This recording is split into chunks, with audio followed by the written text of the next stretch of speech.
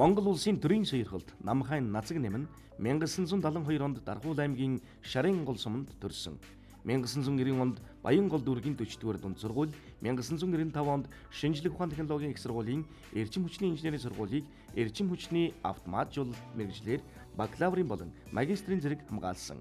1997-98 онд Баян зүрхийн цахилгаан шугам сүлжээнд инженерээр ажиллаж 2000 онд Английн Манчестерийн техникийн их сургуульд магистрийн зэрэг хамгаалсан. 2000-аас 2007 онд дизайн инженер, Английн Alstom Power Converting компанид эрчим хүчний реактив чадлын автоматжуулалт, өдөөлтийн систем, тогтворжилт, реле хамгаалалтын техник болон програм хангамжийн зохион бүтээгч инженер. 2007 онд сеньор инженер, Английн Ник Electronics компанид хүчний электроник, инвертерийн удирдлагын техник болон програм хангамж зохион бүтээгч сеньор инженер. 2007-оос 2009 онд софтвер инженер, Английн Castle Care Tech компанид интернет, радио холбоо, тохиолын системийн програм хангамж зохион бүтээгч инженерээр ажиллаж байгаад 2009 оноос эхлэн хүчний электроникийн програм болон техник хангамж зохион бүтээх намхайн Нацаг нэм компанийг байгуулан ерөнхий захирлаар ажиллаж байна. За бүтээл маань реактив чадлын автоматжуулалт. Ер нь бол энэ реактив чадлын гэдэг сонирхол бол бүр 98 оноос эхэлсэн. Одоо би тэр чинь 3 дугаар курсын 2 дугаар семестрт хичээл орж ирсэнсийг санаж байна. Тэгэд энэ үеэс эхэлж энэ сэдвийг өөрөө сонгож хичээлээс гадуур одоо надтай бичлэн ажилладаг байсан. Дипломынхаа ажлыг аваад над дээр хангаж ирсэн. Тэгэхдээ бол ер нь тэрний үед дипломны ажил энэ нь бол бас нэг төгсөлтийн улсуудаас арай онцгой тийм дипломны ажил байсан. Ер нь одоо оюутан байж байхдаа лабораторид их суудаг. Хамгийн гол нь одоо юмыг биетээр их ойлгохыг хичээдэг. Өдөр шингүүл одоо энэ лабораторид байж идэг л юм хөөхд байсан. Alstom гэдэг одоо Английн анхны English Electric гэдэг компани. Тэнд ажилд ороод бүр ямар ч дипломгүй нэг хүнээс тэр учрыг сурсан л да. Одоо Steve Jobs шиг бакалаврын дипломгүй тийм хүн энэ Английн бүх автоматыг хийсэн байдیں۔ Тэгээд тэр өвгөөс бүр дээд сургуулийн профессоруудын мэддгүй юмыг л заалгасан л да. Бүх одоо вектор диаграмуудыг заалгаад тэгээд энэ бол одоо 98 оноос хойш хийж байгаа ажлын үр дүн өнөөдөр ингэж гарч байна л да. Яг одоо энд юу вэ гэхээр актив реактив чадлын датчик байна л да. За энд одоо автомат тохируулгын онол гэж ярьдаг байна. Тэр стабилизатор нь байна.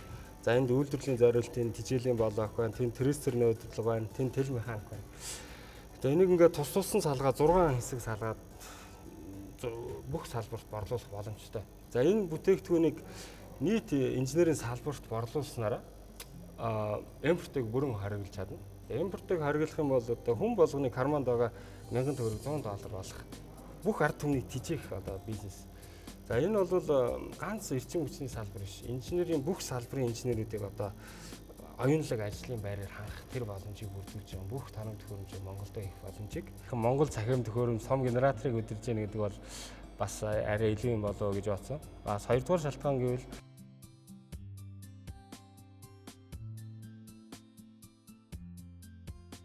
одоо систем нурах, нойл зогсох тийм аюул байдаг. Өвөл одоо бид нэр хөлдөж өгөх аюул 20 жил амьдарч штэ сүүлийн 20 жил. Тэгэхээр энэс гарахын тулд бид нар энийг өөрсдөө зохицуулдаг болёо. Энэ бол маш ухаалаг тийм автомат байд юм байна. За энэ доор нь байгаа талбай, дээр нь байгаа хоёр талбай нийлбэрээр реактив чадал хэмжигдэг. За энэ бол экшн зураг авто. За X-гээрээ 5 мегавар хүрсэн үү? За одоо энэ хараа их том болчлоо. За энийг бүр томруулаад харуулъя л. Ийм болчлоо. За одоо багсгаараа. За одоо трестерний удирдлага багасгах энэ их өргөн байна. Одоо нарийн болно. Тэгээд тэр үед реактив чадал маань хэмжээгээр багасгах хэрэгтэй. Одоо эндээс харах юм бол энэ зураасны доотлын талбай, дээдлийн талбай хоёр тэнцэж байгаа. Тэгэхээр реактив чадал 0. Хүчтэл гэдэг одоо физик хэмжигдэхүүнийг л ихсгэж багасгаж яадаг л энерги бол реактив энерги. Тэгэхээр энэ реактив энерги байхгүй бол бид нэр эрчим хүчнийг хэрэглэгчид өгч чадахгүй, хүргэж чадахгүй. Хүргэж өгөхийн тулд одоо алдагдaltaгүй тий хүргэж өгөх одоо арга бол реактив энергиэр хүчлийн өксгөжж алдагдaltaгүй хүргэж өгдөг тийм юм аа. Бүх станцууд дээр, бүх дээд станцууд дээр энэ ухаалаг регуляторыг тий энэ одоо реактив чадлыг тохируулж өгдөг энийг тавьчих юм бол бид нэр Орос байхгүй ч гэсэн бас доктортой найдвартай ажиллаад авах боломжтой. Яг өнөөдрийн байдлаар энэ одоо Оросын төхөөрөмж нөгөө автомат гэдэг нэртэй боловч гар ажиллагаатай байдаг. Одоо энд насаараа ажилласан 30-40 жил ажилласан хүмүүс хүртэл баталж байна. Ерөөсөө ачаал акселератив гараараа ихсгдэг.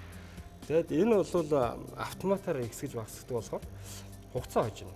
Тэр авар үед ерөөсөө хүнээс хурдан л ажиллана шүү дээ. Нацаг нэмийн синхрон генераторын реактив чадлын автомат тохируулга болох NANIM AX12 болон түүний виртуал лаборатори бүтээл нь бүгд найрамдах хятад ард улсын ижил төрлийн бүтээлээс 10 дахин хямд. Учир нь энэ бүтээл өндөр үнэтэй PLC контроллер, MATLAB, Simulink, MIT-ийн импортын техник болон програм хангамж ашиглаагүй. Энэ бүхнийг өөрийн оюунаар зохион бүтээсэн юм а. Ингэж Монголд анх удаа оюунлаг ажлын байр бий болгож, барууны технологиг Монголын хөрсөнд амжилттай нутагшуулсан үндэсний анхны бүтээл боллоо. Бүх юм нэг дараа байдаг англиас. Энэ Монголын болохоор тусдаа 30 метрийн зайтай удирдлага автомат хоёр хоорондоо тийм хол зайтай. Тэгээ тэр нь тэл механикийн кабель татаад энэ тэл механикийн бордыг хийж үзлээ. Энд хоёр тусдаа тэжээлийн блок байна. Тэгэхээр 3 тэжээлийн блок байгаа. Нэг нь тэр автоматууд, нэг нь энэ 30 м кабель, нэг нь энэ автанд. Тэгээ гуруулаа цахилгаан холбоо байхгүй. Ийм 3 бие даасан систем хоорондоо харилцаж байдаг. Тэгээ бүх юм индукцийн трансформаторын тусгаарлагчтай. Яг л энэ хууль бүх юм одоо трансформатороор тусгаарлагдсан байх хэрэгтэй. Ийм байна. Ач холбогдол. Эрчим хүчний салбарт эрчим хүчний системийн найдвартай үйл ажиллагааг сайжруулна. 2 дугаарт эрчим хүчний чадлын алдагдлыг бууруулна. 3 дугаарт өндөр технологийн импортыг орлуулна. Макро эдийн засагт инженерийн бүх салбарын инновацийг импортоос хамгаална. Ногоон экологт ээлтэй оюуны үйлдвэрлэл бий болгоно. Оюуны өндөр өртөг шингэсэн ажлын байр инженерийн бүх салбарт бий болно. Үр ашигтай үйлдвэрлэл бий болно. Өрсөлдөх чадвартай үндэсний оюуны чадамж буюу үндэсний баялаг, үндэсний стандарт. Цахим төхөөрөмж дэх үйлдлийн системүүдийг Монгол оюунаараа зохион бүтээж болохыг баталлаа. Цахим төхөөрөмжийн схем, техник хангамжийг барууны стандартын хэмжээнд зохион бүтээж болохыг баталсан. Цахим төхөөрөмжийн програм хангамжийг барууны стандартын хэмжээнд зохион бүтээж болохыг баталсан. Мэргэжлийн хүн биш бол бас ойлгохгүй юм чи одоо дэмжихэд хэцүү шүү дээ. Энэ бол ер нь бол эрчим хүчний хэмжээнд бол тухайн үедээ бол бас нэлээд чухал сэдв. Бид нар бол өөрсдөө бас юм гаднаас авах талаар яригддаг энэ байсан. Тийм одоо төхөөрөмж. Тэрийг одоо би хийчихье гэдэг энэ уу гаргаж хийдэг Монгол хүний инженер боловсруулаад энийг өөрийнхөө гараар хийнэ гэдэг бол энэ бол одоо дээд зэргийн одоо бахархал гэж үзэж болно. Эрчим хүчний салбарт бол энэ бол томоохон ажлын нэг гэж үзэж болно. Ер нь одоо энэ эрэлэн хамгаалалт автоматикийн мэргэжлийн нэг онцлог бол сахилгаан станц хэвэн ажиллаж байхад бол нэг хэрэг болдоггүй. Одоо яг аварын горын мониторд ороод ирэхээр зэрэг бол жинхэнэ үйл ажиллагааных нь ач холбогдол гарч ирж яадаг. Ийм ажил л да. Ийм учраас энэ системийн найдвартай ажиллагааг дээшлүүлэхэд энэ ажил бол зохих хэмжээний хөв нэмэр оруулнаа. Энэ бүтээлийг хийхэд 40 гаруй хүн надад туссан. Монголын анхны одоо цахим одоо төхөөрөмж тэр том генераторыг удирдахыг харахыг хүснэ. Тэр олон хүмүүсийн одоо сэтгэлийн димээр те тусалцаагаар энэ ажлын ард гарлаа. Тэр хүмүүстээ маш их баярлалаа.